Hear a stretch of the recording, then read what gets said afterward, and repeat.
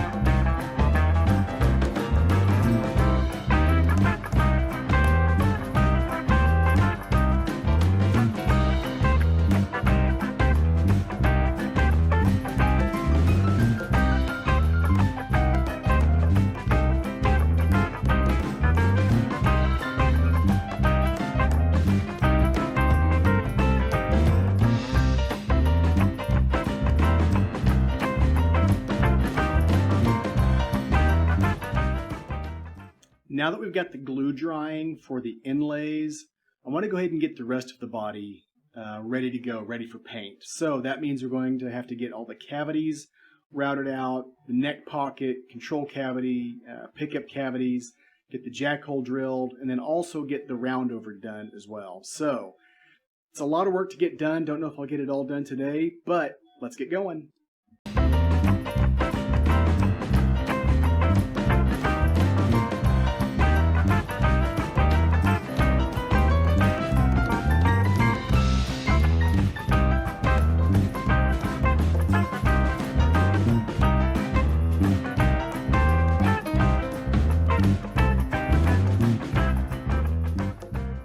Now that we have the neck pocket cut, the next thing to do is to get the bridge positioned. So I'll put in a temporary neck, get my measurements, get the bridge set into place. Then I'll get the mounting holes drilled, as well as the string through holes. There's a special little trick there to make sure that your holes come out straight through the body. And we'll go over that when we get to that in just a few minutes. All right, let's go.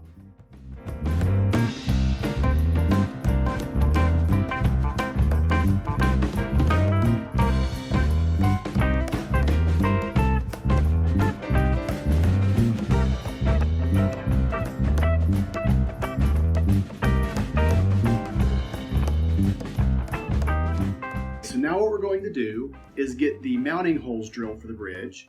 Then we'll start on the string through holes. And what we'll do is we'll drill from the top first in the positions where we marked from the bridge itself, but we're only going to drill about halfway through. At that point, we're going to set a registration pin in our sacrificial drill press table.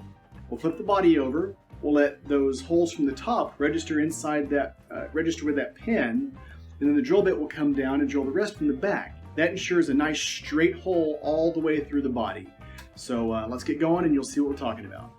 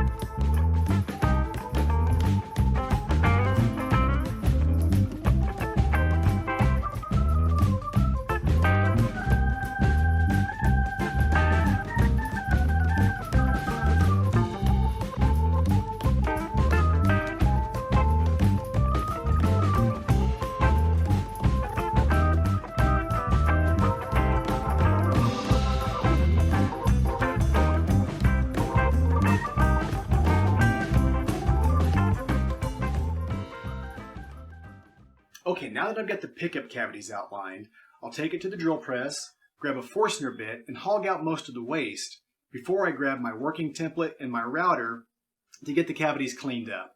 I'll do the same thing on the back of the guitar with the control cavity. That just helps us to preserve our router bit life since it doesn't have to work so hard to get through all of that wood. Okay, let's go.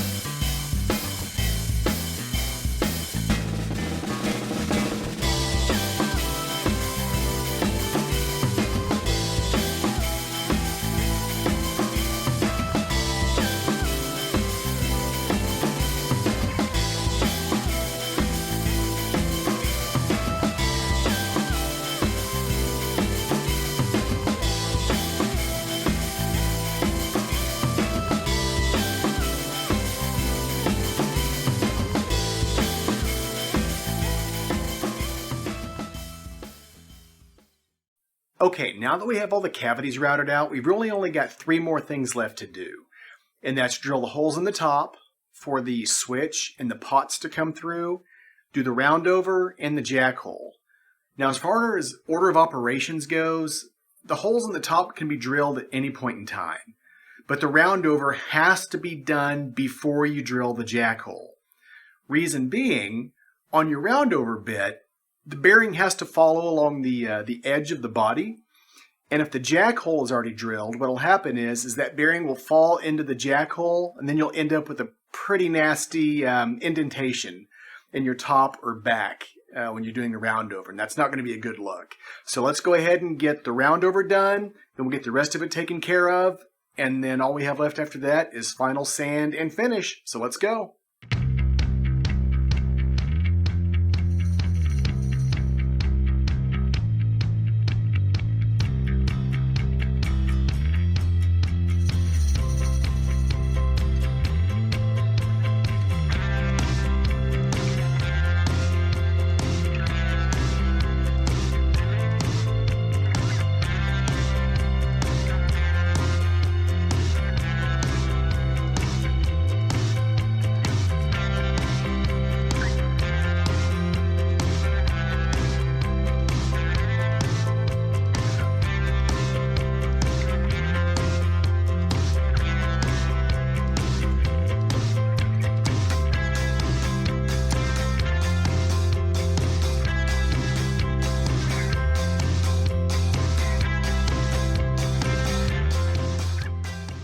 And with that, now we come to the final operation of the day. So I use an electric socket jack, okay, and I like to recess them. So what I'll do, I've got a special jig that I built that will hold the body perpendicular to the drill bit. And I'll start with a 1-inch Forstner bit to get just enough for the recess of the lip. Then I'll finish it off with a 7/8 drill bit all the way through into the control cavity. We'll get that knocked out, and then all the body construction is done.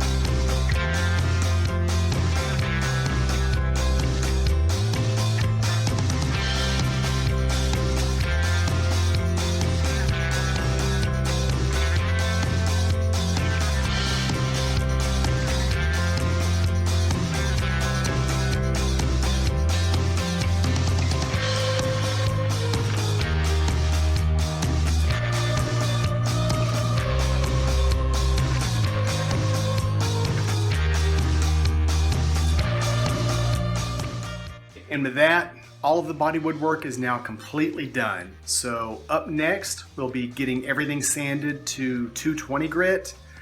Then we'll spray the sealer, and then finally the silver paint. So stick around.